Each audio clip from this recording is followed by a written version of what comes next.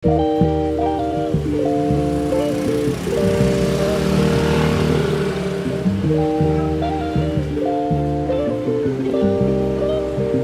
everyone and welcome sa panibagong episode ng Sambo Eats. Another day, another food adventure na naman ang masasaksihan nyo dito sa aming channel. And today, nandito tayo sa Barangay Tetuan, Natividad, para tikman ng mga Malaysian food ng LWF Goreng-Goreng.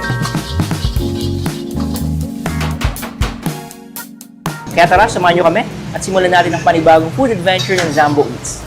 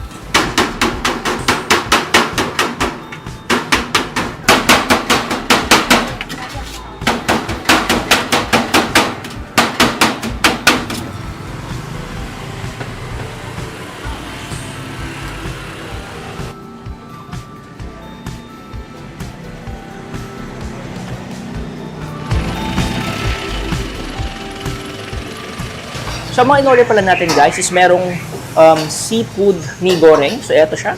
Meron ring nasi goreng kampung with sambal and meron ring side dish. And meron ring nasi goreng sambal seafood. So, eto siya. So, tara, simulan natin ang food adventure ng Sambo Eats.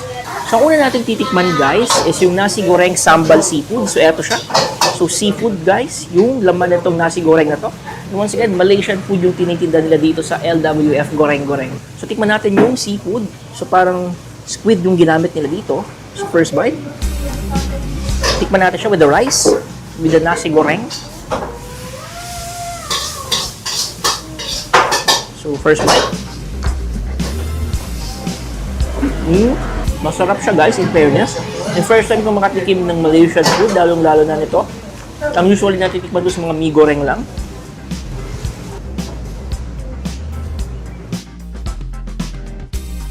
So, ang next man natin titikman guys is yung nasi goreng kampung. So, eto siya. Fried rice. And merong chicken meat. And merong gulay. And then merong pipino. And then may sambal na kasama. So, first bite ng nasi goreng kampung. And meron palang dilis na kasama to guys. Merong maliliit na dilis na kasama. And then masarap guys. Napaka-unique ng lasa. Yan, tikman natin yung sambal. Lagay sa rice.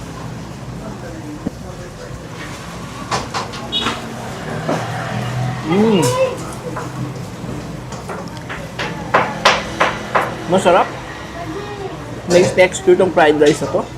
Kasi merong dilis na nilagay. Ang next naman natin titikman guys is yung mi goreng seafood nila. So tamang narinig nyo, seafood mi goreng. So sprinkle lang natin siya ng kalamansi. Yun din, mix lang natin. Then kung makikita nyo guys, merong shrimp. Then merong gulay. So first bite. Masarap. Malasing mi goreng. And ang maganda dito guys is seafood siya. Hindi lang basta sa noodles yung kakainin nyo. Merong noodle, merong seafood. And then merong gulay na kasama. Aside sa shrimp guys, meron rin palang squid na kasama. Itong seafood mi goreng.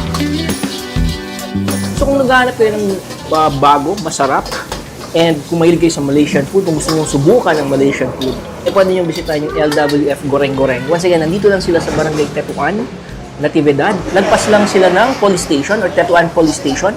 So makikita nyo na kagad yung tindahan nila.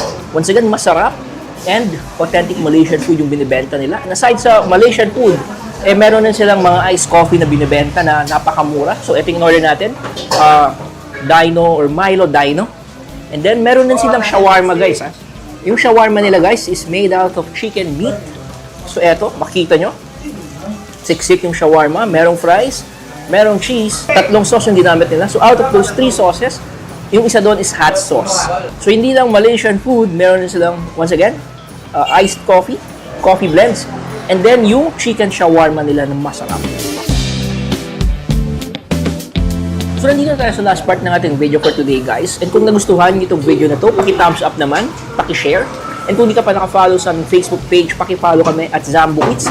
And paki-subscribe na rin po sa aming YouTube channel at Zambo Eats. And by the way, nasa TikTok na rin kami, guys, ha. Kung mapadpad din sa TikTok, paki-follow na rin kami at Zambo Eats sa TikTok. And once again, let's support small businesses dito sa Zamboanga City. And see you on our next video. That's yummy.